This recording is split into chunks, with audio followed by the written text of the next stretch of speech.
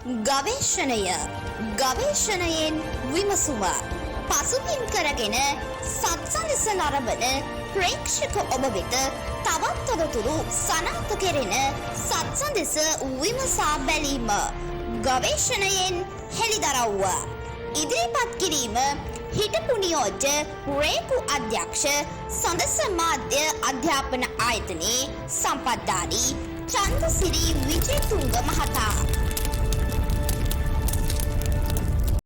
ආයුබෝවන් සත්සන්දසනාරබන ප්‍රේක්ෂක හිතවතුනි, ඔබ මීට පෙර ගවේෂණයෙන් හිල්දරව් වැඩසටහන් තුනක් අපි ඔබට ඉදිරිපත් කළා.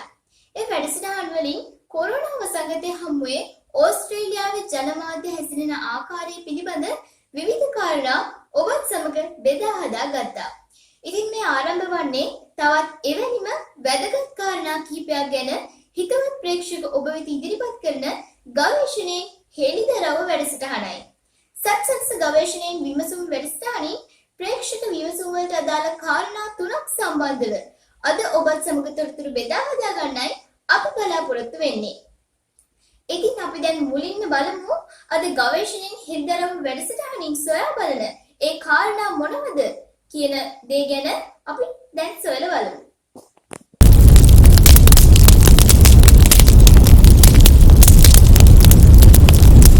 ආයුබෝවන් මම ජේ.එච්. ගමින්දුනිමේ සත්සර මම ජීවත් වෙන්නේ මාතර දිස්ත්‍රික්කයේ.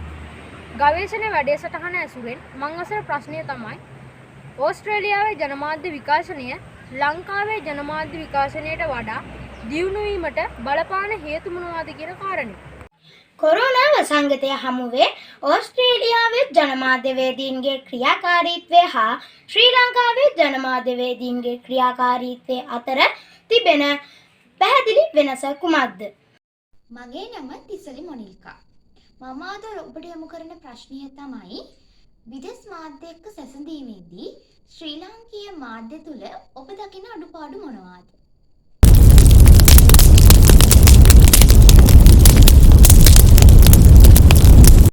ඉතින් පළමුවෙන්ම සොයා බලන්නේ එරට ජනමාධ්‍ය ඉතා උසස් තත්ත්වයකට පත්වීමට බලපාන ප්‍රධාන කාරණයක් ගැනයි. යම් රටක ජනමාධ්‍ය සාධීනව කටයුතු කරනවා නම් ඔවුන්ට එහෙම කටයුතු කරන්න නිදහස රජයෙන් ලබා දීලා තියෙනවා නම් ඒ රටේ ජනමාධ්‍ය ඉතාමත්ම උසස් තත්ත්වයක පවතිනවා. එවැනි තත්ත්වයක් යටතේ විශේෂයෙන්ම ඕනම රටක ජනතාවට විශාල සේවයක් ජනමාධ්‍ය සිදුවන බව ඔබ කවුරුත් පිළිගන්නා කාරණයක්.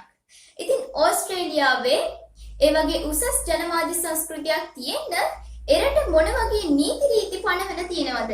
ඒවයින් ජනමාධ්‍ය තවත් උසස් තත්ත්වයකින් ජනමාධ්‍ය සංස්කෘතිය පවත්වාගෙන යාමට හැකි වේද කියන කාරණය පිළිබඳ අපගේ සම්පත්ධාරී චන්ද්‍රසිරි විජේතුංග මහතා ගවේෂණයෙන් හෙළිදරව් වැඩසටහනට පැහැදිලි කරේ මෙන්න මේ ආකාරයට. අයිබෝවන් අද දින සත්සන්දස ගවේෂණයෙන් හෙළිදරව් වැඩසටහනට සහභාගී වෙන දූ දරුවන් දෙමාපියන් වැඩිහිටියන් සියලු දෙනාමත් සත්සන්ස ටීවී සම්මාන් විමලනාථ මහතා ප්‍රමුඛ සියලුම කාර්ය මණ්ඩලයටත් සුබ දිනයක් වේවායි පතමින් අද දිනට නියමිත දුල පුතාලගේ සත්සන්දස ගවේෂණයෙන් විමසුම යටතේ මතු කරන ලද ගැටලු වලට ලබා දුන් පිළිතුරු සඳහා වැඩිදුරටත් කරුණු දැක්වීමයි මේ සූදානම් වන්නේ. අද ප්‍රශ්න ඉදිරිපත් කළ තියෙන්නේ සමිඳු සත්සර පුතා ඒ පුතාගේ ප්‍රශ්නේ ඕස්ට්‍රේලියාවේ ජනමාධ්‍ය දියුණුවට හේතු. ඊළඟට තිස්සරි මොනිකා දුවගේ ප්‍රශ්නේ ඕස්ට්‍රේලියාව සමග සැසඳීමේදී ශ්‍රී ලංකා මාධ්‍ය අඩුපාඩු. ඊළඟට සදිත පුතා ඕස්ට්‍රේලියාවේ හා ශ්‍රී ලංකාවේ මාධ්‍යකරුවන් අතර පැහැදිලි වෙනස. දැන් මේ දරුවෝ තුන්දෙනාගේම ප්‍රශ්න අතර පොඩි අන්තර් සම්බන්ධතාවයක් තියෙන බව මට පේනුණා. ඒ නිසා මම කල්පනා කරා මේ තුන්දෙනාගේම ඒ ගැටලු වලට පොදුවේ වීඩියෝ ක්ලිප් 5ක් මගින් ඒ කරුණු පැහැදිලි කරන්න. දැන් ඒ කරුණු වලද මම මෙහෙම ගත්තා. ඕස්ට්‍රේලියාවේ මාධ්‍ය දියුණු වීමට හේතු මාධ්‍ය ශ්‍රී ලංකා මාධ්‍ය අඩුපාඩු රටවල් දෙකේ මාධ්‍යවේදීන් අතර වෙනස කියන ඒ කාරණා තුනම තම අදාළ ඒ කරුණු තුනට ඒ ප්‍රශ්න තුනම අදාළව වීඩියෝ ක්ලිප් 5ක් තමයි මම අද ප්‍රදර්ශනය කරන්න සූදානම් කරගත්තේ. ඒකෙදී මම මුලින් මෙහෙම කෙටි සඳහන් කිරීමක් කරලා පසුව වීඩියෝ ක්ලිප් එකකින් ක්ලිප් එකට පැහැදිලි කිරීම කරනවා. දැන් පොදුවේ ගත්තාම මම මේ ගත්ත හේතුව තමයි මේ දූල පුතාලට කියන්න තියෙන්නේ.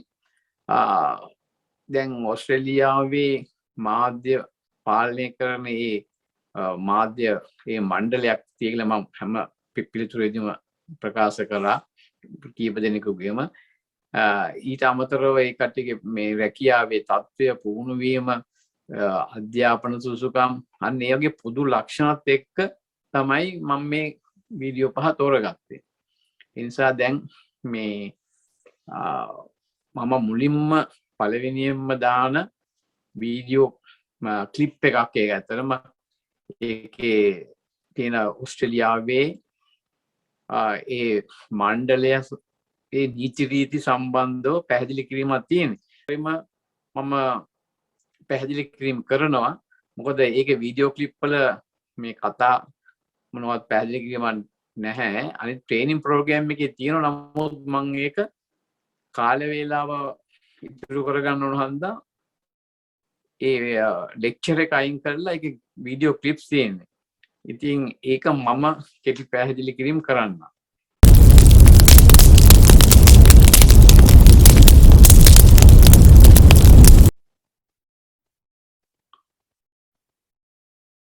දැන් පළමුවෙන්ම පළවෙනි වීඩියෝ එකේ තියෙන ඕස්ට්‍රේලියාවේ රෙගුලේෂන්ස් පිළිබඳව. ඒකේ තියෙනවා මීඩියා ලෝස් තියෙනවා, ඊළඟට පොලිසිස්, ඊළඟට තියෙනවා මේ ගවර්න්මන්ට් කියන්නේ රජයේ නීති රීති වලට අමතරව ඒ පුවත්පත් සහ මාධ්‍ය ටීවී මාධ්‍ය වගේ සංගම් තියෙනවා අපේ රටේ තියෙනවා. අන්න ඒ වගේ ඒ මාධ්‍යවේදීන්ගේ සහ මාධ්‍ය ආයතන සංගම් වල වෙනම නීති රීති මාලාවක් ඒ කට්ටිය අරකට සාපේක්ෂව තව හදාගන්නවා. ඒකේ නැති ඒවත් දාලා තුන්වෙනි කොටස තමයි පේන්නේ self regulation කියලා තියෙන්නේ. ඒකේ තියෙන්නේ එක එක ආයතනට මේ හදාගත්ත දේවල්. අපි තුමු දැන් ලංකාවේ යම්කිසි මාධ්‍ය ආයතනයක් තියෙකියලා අපි තුමු දෙරණ කියලා. ඒ දෙරණ අය වෙනම ඒ කට්ටියට මේ මාධ්‍යවේදීන් සඳහා නීති රීති චාරිත්‍ර ඒ වගේ මේ චාරිත්‍ර ධර්ම වගේ ඒවා හදාගෙන තියෙනවා. අනේ ඒක තමයි තියෙන්නේ. ඊට පස්සේ තියෙනවා මේ Australian ACMA Australian Communication and Media Authority. ඒක තමයි මම ඔය කිව්වේ කියන මේ ආයතනය. ඒක තමයි පූර්ණ බලතල තියෙනවා. ඒ ආයතනය මේ මධ්‍යම ආණ්ඩුවෙන් තමයි මුදල් වියදම් කරන ස්වාධීන ආයතනයක්. දැන් ඒකේ අපි සාමාන්‍යයෙන් දැන් මේ දුල පුතාලට පේනවා ඇති. ඒකේ තියෙනවා ටීවී, රේඩියෝ, පුවත්පත්, ඉන්ටර්නෙට්, අන්තර්ජාල, ඒ සෑම අන්තර්ජාලකොට FB ඒ වගේ YouTube සෑම දෙයක්ම මොනිටර් වෙනවා. එතකොට ඊට අමතරව මේකේ තියෙනවා මේකෙන් මේ ලයිසන්ස් ඉතන් දෙන්නේ මේ ආයතන. ඒක පැහැදිලිව තියෙනවා ඒ ඔක්කොම. ඊගාවට තියෙනවා මේ ක්ලිප් එකක ඇති මේ ගවර්න්මන්ට් ඒ රෙගුලේෂන් වල තියෙන බලතල වලදී පුළුවන් වුණා අවශ්‍ය කරන්නත්. ඒ වගේම රජයේ දේශපාලන හරි මොනවා හරි මේ රටට හානියක් වෙන කාටුන් හරි මොනවා හරි එහෙම ප්‍රසිද්ධ කරනවා නම් ඒවට නීතියෙන් ක්‍රියාත්මක වෙනවා. දැන් ඔය චීනෙත් එහෙම වෙලා තියෙන එක කාටුන් එකක් තියෙනවා. චීන ජනාධිපතිට අපහාස කිරීම වගේ කාටුන් එකක් දාලා බලන්න ඔබාමා මහත්තයත් එක්ක ඉන්න එකේ ඒ නිසා මේ මෙහෙත් ඒ වගේ තියෙනවා එහෙම රජය අපේ ඉදිරියටපත් වෙනවා පොදුවේ රජය කියන්නේ දේශපාලකයෝ නෙවෙයි මේ රාජ්‍ය ප්‍රතිපත්ති ඊළඟට ඊළඟේ තියෙනවා වැදගත්ම එකක් තියෙනවා උතන ඔය Netflix කියන එක උදාහරණයක් අරන් තියෙන්නේ මේ දැන් අපි දන්නවා ඔය අපේ රටේ තියෙනවා ජාත්‍යන්තර මාධ්‍ය බලන්න පුළුවන් අපිට. ඒ වගේ තමයි මෙහි තියෙන මේ ලෝකෙම තියෙන එකක් තමයි Netflix කියලා මේ මාධ්‍ය ආයතනයක්. ඒකේ චිත්‍රපටි ක්‍රීඩා හැම එකම පෙන්නනවා. අන්න ඒ වගේ රටට මේ රටේ නැති ආයතනයක් මෙහි ඇවිල්ලා විකාශනය කරනවා නම් එයාලටත් නීති රීති ඒ විකාශනය කරන ආයතනය මගින් හදාගන්න කියලා මේ කට්ටිය බලය විමධ්‍යගත කරලා වගේ තියෙනවා. එතකොට එයාලත් එක්ක ඇග්‍රීමන්ට් එකට යන්න ඕන. අන්න ඒක තමයි උදාහරණයක් තුල දීලා තියෙනවා ඒකේ. මම හිතන්නේ මේ ඒ කොහොමද Tamanට මේ අසාධාරණයක් කරන කරන්න කියලා ඒවා කරන්න හැටි තමයි තියෙන්නේ. උදාහරණ වශයෙන් දීලා තියෙනවා.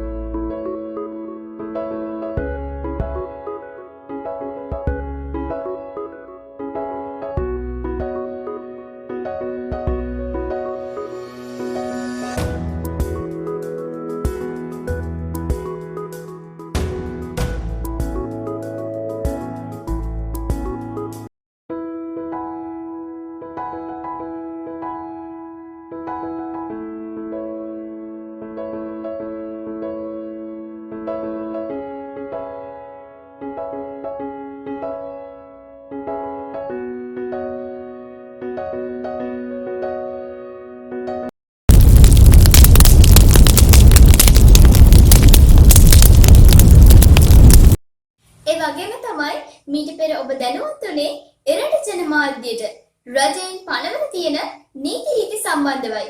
ඒ කාරණේ වගේම තමයි ඉතා උසස් මාධ්‍ය සංස්කෘතියක් පවත්වාගෙන යාම සඳහා මාධ්‍ය වෘත්තියට තිබෙන වටිනාකම. එහෙමත් නැත්නම් එම වෘත්තියට තිබෙන නිරත වෙන මාධ්‍යවේදීන්ට තමන්ගේ වෘත්තිය ගොඩනගා ගැනීම සඳහා විශේෂ පුහුණුවක් ඕස්ට්‍රේලියාවේ රජය විසින් ලබා දෙනවා. ඉතින් අන්නේ වෘත්තීය මාධ්‍යවේදියෙක් වීම සඳහා ඒ අවශ්‍ය නිසි පුහුණුව නිසා ඔවුන්ට ඔවුන්ගේ වෘත්තිය පවත්වාගෙන යාම සඳහා විශාල ශක්තියක් වී තියෙනවා. ඒ නිසා දැන් අපි ඒ සොයා බලමු ඕස්ට්‍රේලියාවේ ජනමාධ්‍යයට ප්‍රවේශ වෙන සියලු දෙනා වෙනුවෙන් එරට ඒ ලබා දෙන පුහුණු ක්‍රමවේදය පිළිබඳව. ඊගාවට දෙවෙනි වීඩියෝ එකෙන් තියෙන්නේ මාධ්‍යවේදීන්ගේ පුහුණු වැඩසටහනක් පිළිබඳව මම කිව්වා. මේක මම ඉතා කෙටි කරලා තියෙනවා. ඒ නිසා මම ඉක්මනට පැහැදිලි කරන්නම්. ඒකේ තියෙනවා මේ principle of journalism කියලා. principle කියන්නේ ඒ මාධ්‍යකරුවෙකුට ප්‍රධාන කාරණා 10ක් පිළිබඳව තමයි ඊතන ට්‍රේනින්ග් එක කරන්නේ.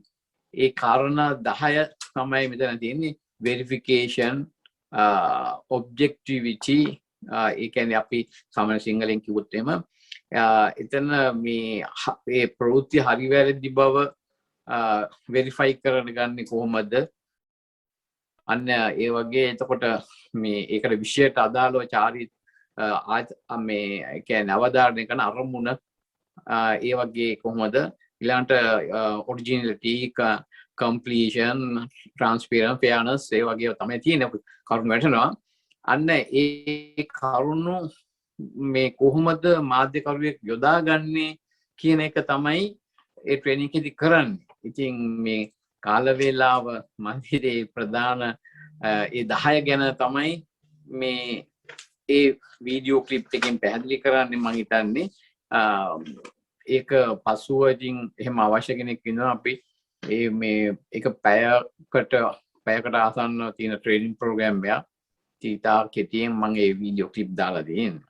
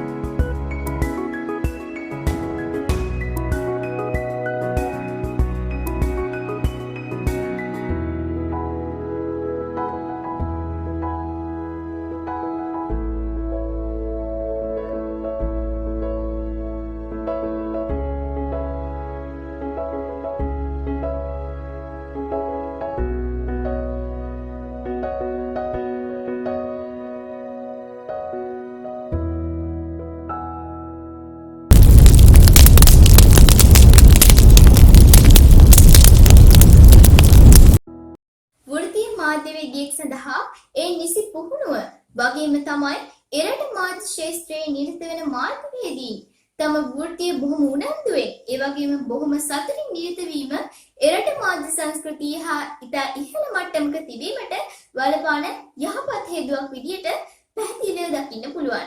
ඉතින් ඒ විතරක් නෙවෙයි ඒ මාධ්‍ය ක්ෂේත්‍රයේ නිරත වෙන වෘත්තීය මාධ්‍යවේදීන් ඉතාම උනන්දුවෙන් ඉතාම සතුටින් තමන්ගේ වැඩ කටයුතු කරන බව තොරතුරු වලින් හෙළි වෙලා තියෙනවා. ඉතින් ඒ උසස් වෘත්තියට ඉතා ඉහළ වටිනාකමක් එරට නිර්මාණය කරලා තියෙනවා. ඔවුන්ට විශාල වැටුපක් ලැබෙනවා. ඒ විතරක් නෙවෙයි ඒ වෘත්තියේ තියෙන වටිනාකම සමාජයෙන් පිළිඅරන් තියෙනවා. මෙන්න මෙවැනි පසුබිමක් තුළ වෘත්තීය මාධ්‍ය ක්ෂේත්‍රයේ නිරත වෙන මාධ්‍යවේදිනියක් තමන්ගේ රාජකාරිය කරන්නේ කොහොමද කියන කාරණේ ගැන පැහැදිලි කළේ මෙන්න මේ විදියට.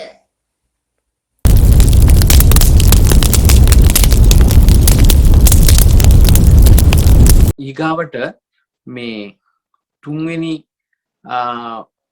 වීඩියෝ එක ගැන තමයි මම මෙතන ඉඳන් පොඩ්ඩක් පැහැදිලි කරනවා. මොකද ඒක මේ අර වීඩියෝ වල තිබ්බ ක්ලිප්ස් නිසා බලා ගන්න පුළුවන් තමන්ට ඕන කෙනෙකුට. මේකේ දුල පුතාලා බලන්න මේ වීඩියෝ එකේ තියෙන්නේ ඇත්තටම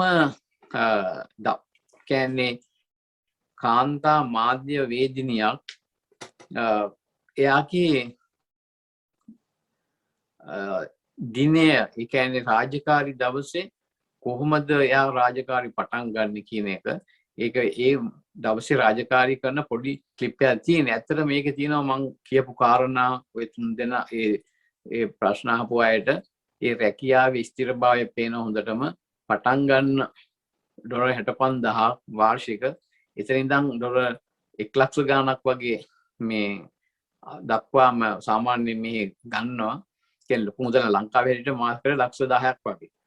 එතකොට මම කලින් කිව්වා එතකොට එයා මේගේ උපකරණ වැඩ කර හැටි මේ දූල පුතාලට බලා ගන්න පුළුවන් මොකද්ද මෙහි ඒ රැකියාවක තියෙන සුරක්ෂිතභාවය. ඒ වගේම මම අර කිව්වා මෙහි හොඳ සාමාන්‍ය අනිත් රැකියාව වගේම මේ වේතනය පඩියක් නියම ලැබෙන හොඳ රැකියාවක් කියන එක තහවුරු කරන තමයි ඇත්තට මම මේ වීඩියෝ ක්ලිප් එක දැම්මේ.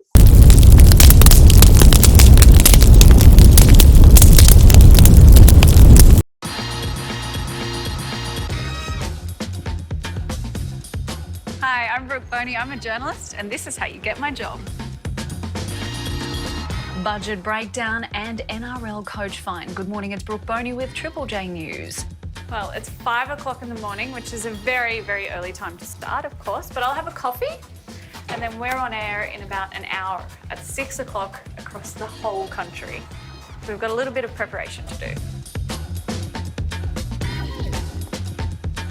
So the boys are already on air, and then I'll go in and I'll read some news headlines for them. A typical day for a journalist is waking up early, coming into work, reading all of the newspapers so you know what's happening in Africa, you know what's happening in England, and you also know what's happening in Bathurst. All of these news stories come in from around the world, and then you decide what you want to tell people about when you put your news bulletin together or when you put your story together. Okay, so I'm just going into the studio to read the news now, which happens on the hour, every hour. And this goes out on Triple J, which goes out all around the country. Listening to Ben Lehman Brooke, and it is 8:30. Time for the news.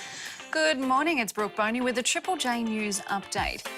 One of the things that people don't realise is when you become a journalist or a newsreader is you have to do a whole bunch of training for your voice. So my voice when I just speak to you like this is just normal, right? But then when I have to read the news, it goes very serious like this. Former Prime Minister Bob Hawke has been admitted to hospital. So it's quite different. And we have to do a lot of training to make it sound deeper and to make it sound very proper. So when I first started, I used to get really nervous because when I turned this microphone on, there are nearly 1 million people around the country who can hear what I'm about to say. And so what I used to say to myself right before I turned the mic on is, you can do this, you know, I've got you, you can do this, you know you can do this. And I think that that's the thing that you guys have to remember as well, is that it doesn't matter what the job is that you want to do, is that you can do it. As long as you put in the hard work and you've got a little bit of support, you can do it. There are so many things that I love about my job. But one of the best things is that I get to talk to people, find out what their stories are, and then tell other people. You get to help people who might feel like their stories aren't being told. Let's do it. The hardest part of my job at the moment is waking up very early. So I probably have a bedtime that's very similar to you guys, even though I'm a lot older than you. If you want to be a journalist, then I think that you know that you have to work very hard. So I went to university and I studied a communications degree and I majored in journalism. And while I was studying, I did lots of volunteer work, and then I did lots of cadetship programs and lots of work on weekends and very early mornings. The most important thing about being a journalist is that you're curious and that you're hungry for more information and that you love sharing information with others. I'm one of those people who, if you tell me a great story, then I'll go out and I'll tell 5 other people your great story, because that's the sort of thing that I love, sharing things and making people happy. My top 3 tips for getting my job is that you have to love talking to people. You have to really care about the world around you and why the world is the way it is. And you have to be able to work really hard. And that's all the latest on Get My Job.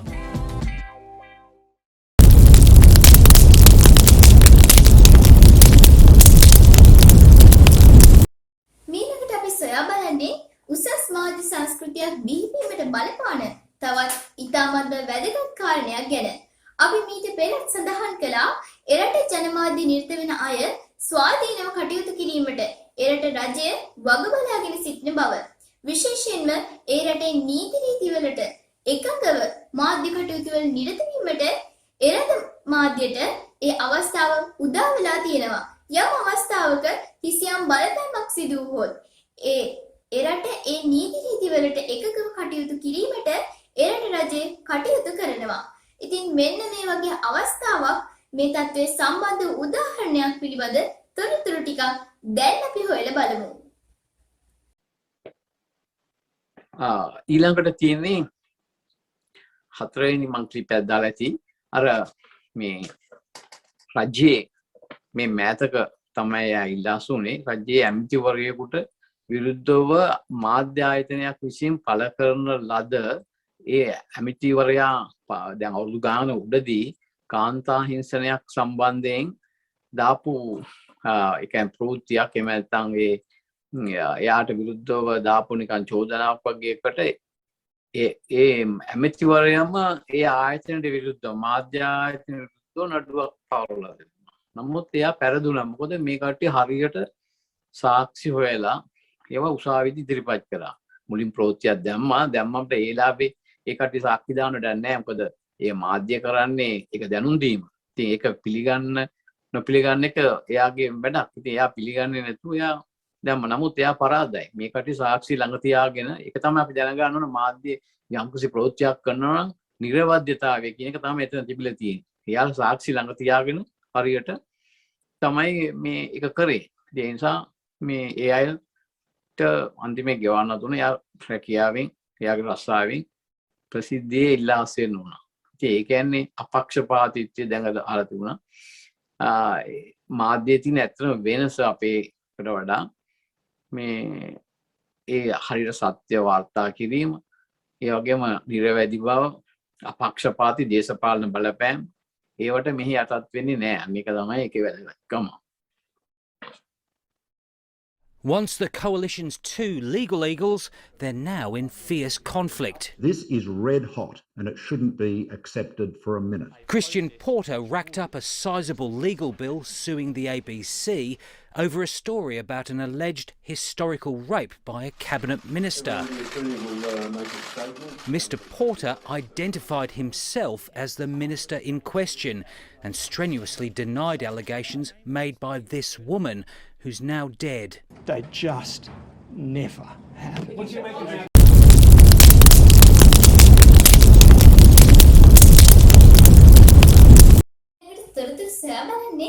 වෙනස් වූ කාරණයක් ගැන. ඕස්ට්‍රේලියාව නිතර හදිසි ආපදා තත්ත්වයන් වලට ගොදුරු වෙන රටක් බව ප්‍රේක්ෂක ඔබ හොඳින්ම දන්නවා. ඉතින් එවැනි තත්ත්වයක් තුළ ඕස්ට්‍රේලියාවේ එවැනි ආපදා තත්ත්වයක් ඇති වුණු විට ඒ සඳහා කටයුතු කළ යුත්තේ කොහොමද කියන කාරණය පිළිබඳ එරට රජය ඉතාමත් පැහැදිලි වැඩපිළිවෙලක සිටිනවා. නිතරම විවිධ ප්‍රදේශවලට විවිධ ආකාරයෙන් ආපදා තත්ත්වයන් ඕස්ට්‍රේලියාව තුළ ඇති වෙනවා. ඉතින් මුලින්ම සඳහන් කළා වගේම එවැනි තත්ත්වයන් ඇති වුණු විට එරට ජනතාවට වෙන හානිය ඉතාම අවම මට්ටමින් පවත්වාගෙන යාමට අවශ්‍ය කටයුතු සැලසුම් සංවිධානය කරලා තියෙනවා. ඉතින් එහිදී ජනමාධ්‍යයට විශේෂ කාර්යභාරයක් කිරීමට සිදු වෙනවා. ඉතින් ඒ වගේ අවස්ථාවක එරට ජනමාධ්‍ය ක්‍රියා කරන ආකාරය දැන් අපි සොයා බලමු.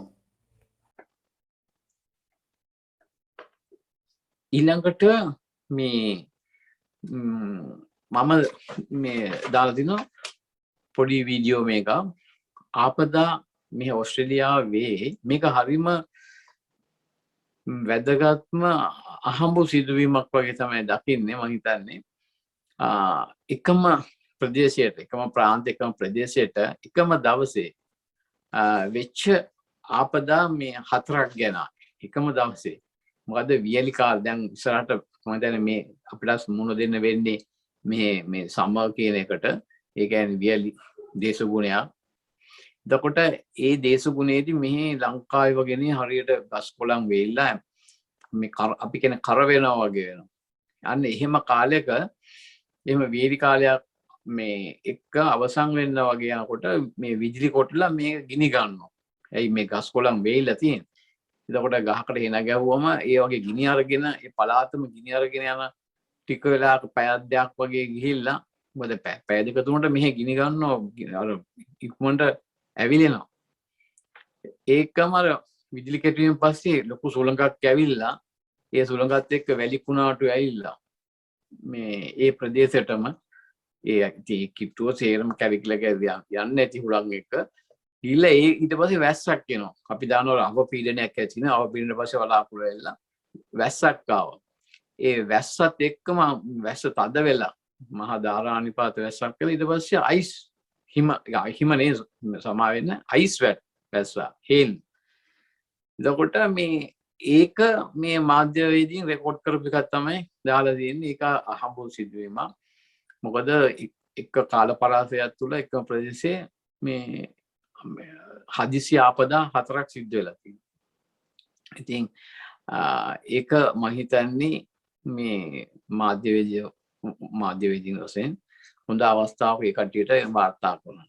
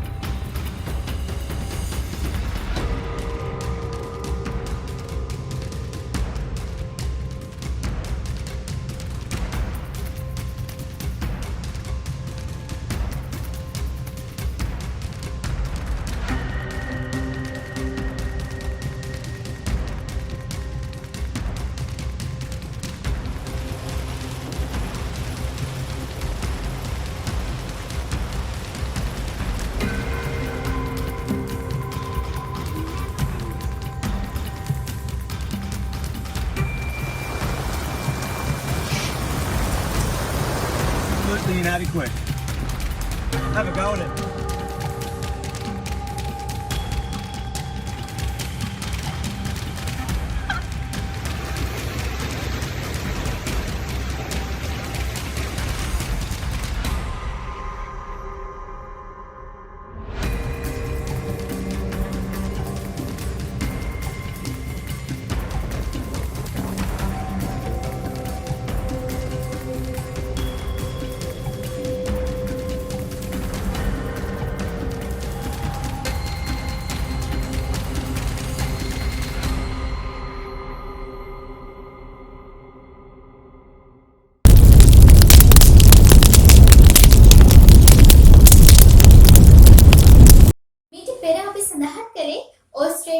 ඇතිවන හදිසි ආපදා තත්ත්වයකදී එරට ජනමාධ්‍ය ක්‍රියා කරන ආකාරය ගැන අපි මුලින් සඳහන් කරා ඕස්ට්‍රේලියාවේ ඇතිවන ආපදා තත්ත්වවලට අවශ්‍ය වැඩපිළිවෙල නිසි ආකාරයෙන් ඉටු කිරීමට එරට රජය කටයුතු කරනවා.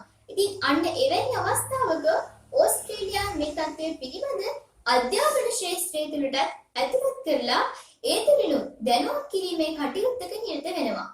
විශේෂයෙන්ම ඕස්ට්‍රේලියාවේ පාසල් අධ්‍යාපනය තුළ පාසල් දරුවන්ට කුඩා කල සිටම මෙන්න මෙවැනි ආපදා තත්ත්වයක් ඇති වුණු විට ඒට සංනිවේදනය කරන්නේ කොහොමද කියන කාරණේ පිළිබඳ දැනුවත් කිරීමේ ජාතික වැඩපිළිවෙලක් සිදු වෙනවා.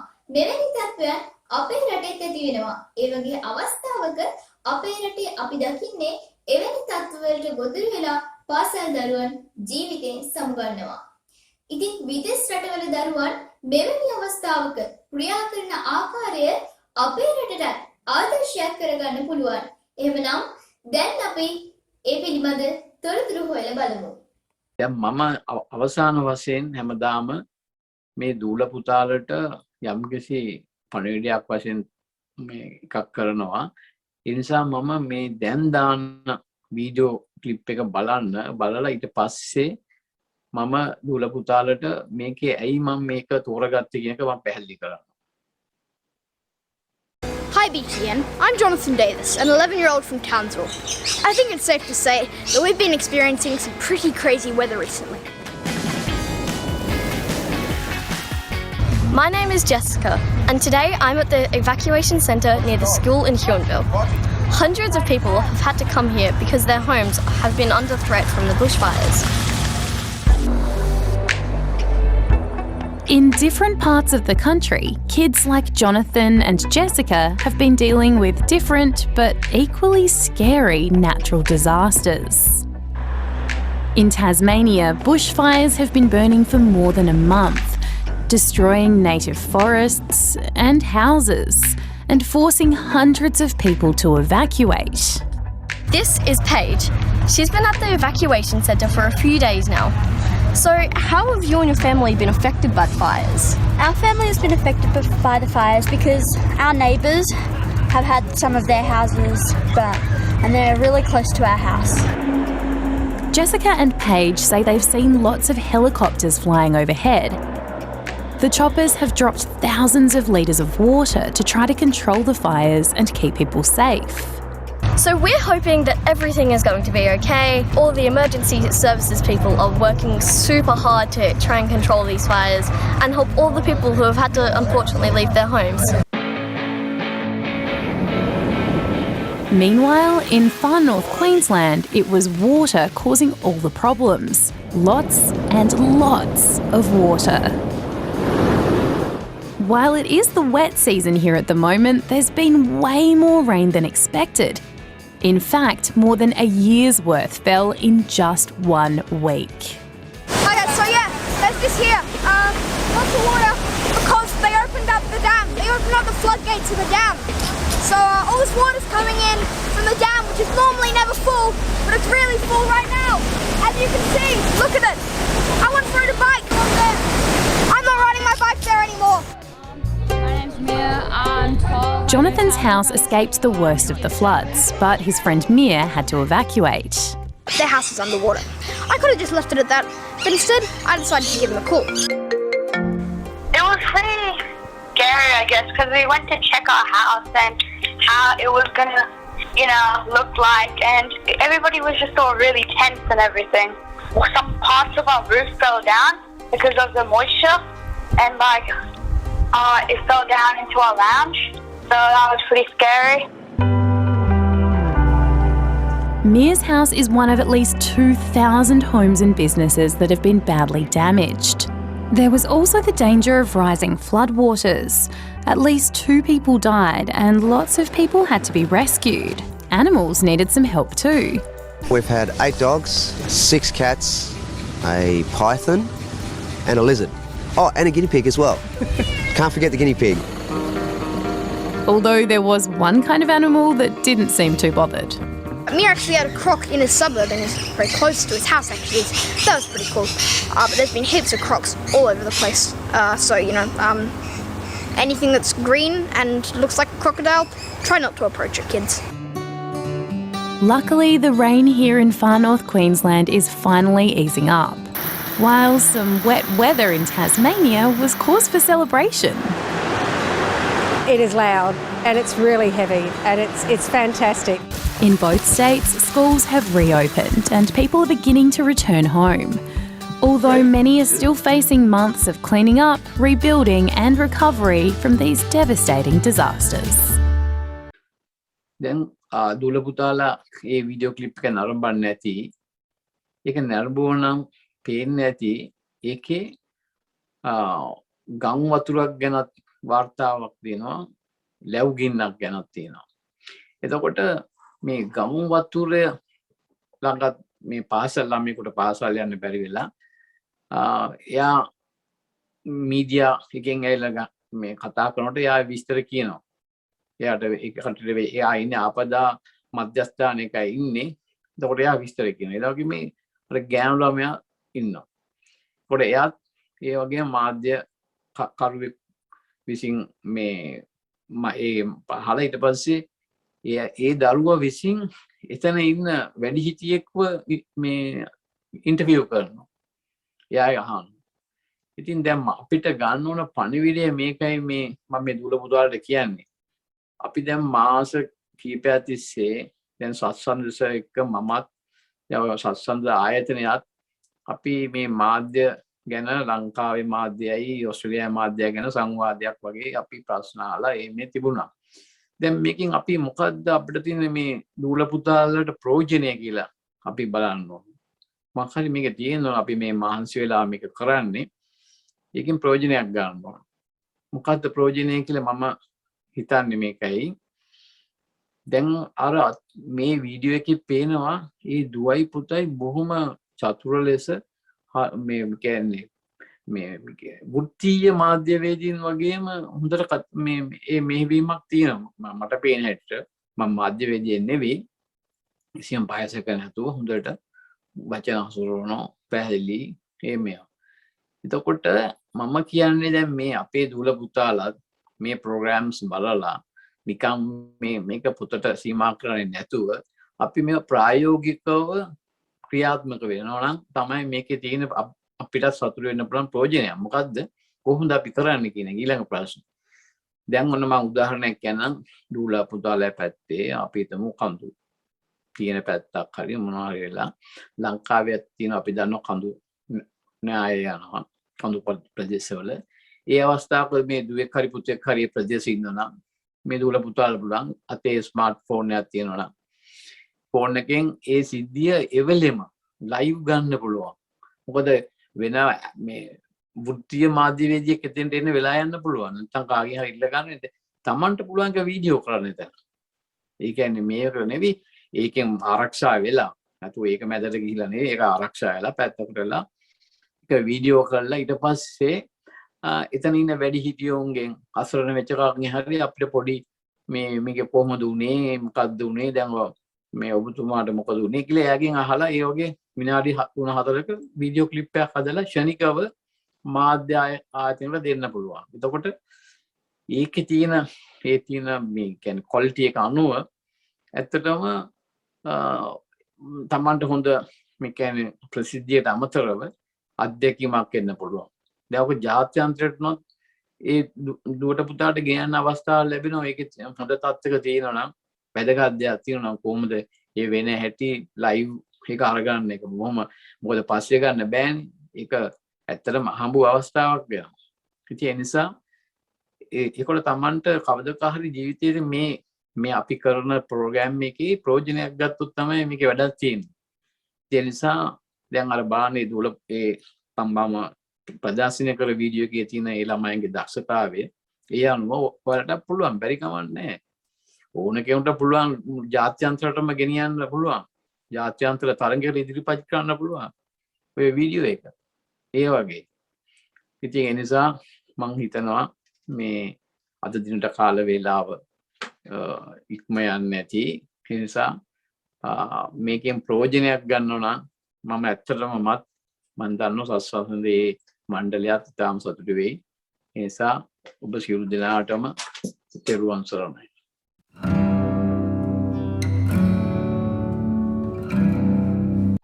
ආයුබෝවන් ගවේෂණයෙන් හෙළිදරව්ව වැඩසටහනින් මීළඟට අපි ඔබ වෙත ඉදිරිපත් කරන්නේ ප්‍රේක්ෂක ප්‍රතිචාරයි. ඉතින් ගවේෂණයෙන් හෙළිදරව්ව වැඩසටහනින් මෙවර අපි සොයා බැලුවේ විදේශ ජනමාධ්‍ය හා ලංකාවේ ජනමාධ්‍ය අතර පවතින වෙනස්කම් සම්බන්ධවයි. මේ පිළිබඳව කොළඹ දිස්ත්‍රික්කයේ ජීවත් වන චමිල් ඉන්දික මහතාගෙන් අප විමසුමක් සිදු කරා.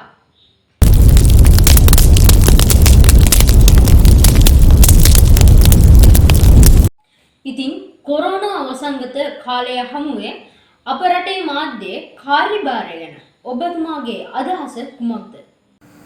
මෙවැනි වසංගත කාලයක් තුල ජනතාවට වඩා සමීප වෙන්න නම් මාධ්‍යයක් විසින් අනිවාර්යයෙන්ම සත්‍ය හා නිවැරදි තොරතුරු ජනතාව වෙත ළඟා කළ යුතුයි. මග්නජාලයත් ජනතාවට තොරතුරු දැන ගැනීමට දැනට පවතින ප්‍රධානතම මාධ්‍ය වන්නේ ශ්‍රව්‍ය දෘශ්‍ය මාධ්‍යයක් වෙන රූපවාහිනී වෙන්න පුළුවන්, සමාජ මාධ්‍ය වෙන්න පුළුවන් ඒවා. නමුත් ගොඩක් රූපවාහිනී මාධ්‍ය වලට විශේෂ වගකීමක් පැවරෙනවා. යම් මේ වසංගත පිළිබඳ ජනතාව දැනුවත් කරමින් ඔවුන්ට නිවැරදි හා සත්‍ය තොරතුරු නිරන්තරයෙන් ලබා දෙමින් ජනතාවට තව සමීපව කටයුතු කළ යුතු වෙනවා ඔවුන් මේ සංගත කාලයකට. ගවේෂණයෙන් විමසුම වැඩසටහන නරඹු ප්‍රේක්ෂකයෙක් විදියට කොරෝනා වසංගත කාලය හමුවේ විදේශ ජනමාධ්‍යයේ හැසිරීම ගැන ඔබේ අදහස කුමක්ද? විදේශ මාධ්‍ය මේ වසංගත තත්ත්වය තුළදී ජනතාවට වඩා සමීප ලෙස සිටින බවක් පෙනී යනවා. ඔවුන් නිවැරදි තොරතුරු සහ මාධ්‍ය ආචාර ධර්ම තුල සිටමින් මාධ්‍ය විසින් කළ යුතු වසංගතය පිළිබඳව කර දැනුවත් කිරීම වෙනිදා සිදු කරමින් ජනතාවට වඩා සමීප ලෙස කටයුතු කරන බවක් පෙනී යනවා. මෙවැනි වසංගත කාලයක් තුර රටේ ජනතාවට යහපතක් වන ආකාරයට මාධ්‍ය හැසිරීම සම්බන්ධව ඔබගෙන එන යෝජනාව කුමක්ද? මෙවැනි වසංගත කාලයක් තුල ජනතාවට වඩා සමීප වෙන්න නම් මාධ්‍යයක් විසින් අනිවාර්යයෙන්ම සත්‍ය හා නිවැරදි තොරතුරු ජනතාව වෙත ළඟා කළ යුතුයි. මග්නජාලයත් ජනතාවට තොරතුරු දැන ගැනීමට දැනට පවතින ප්‍රධානතම මාධ්‍ය වන්නේ ශ්‍රව්‍ය දෘශ්‍ය මාධ්‍යයක් වෙන රූපවාහිනී වෙන්න පුළුවන්, සමාජ මාධ්‍ය වෙන්න පුළුවන් ඒවා.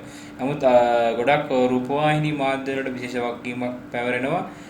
යම් මේ වසංගත පිළිබඳ ජනතාව දැනුවත් කරමින් ඔවුන්ට නිවැරදි හා සත්‍ය තොරතුරු නිරන්තරයෙන් ලබා දෙමින් ජනතාවට තව සමීපව කටයුතු කළ යුතු වෙනවා ඔවුන් මේ සංගත කාලයකට.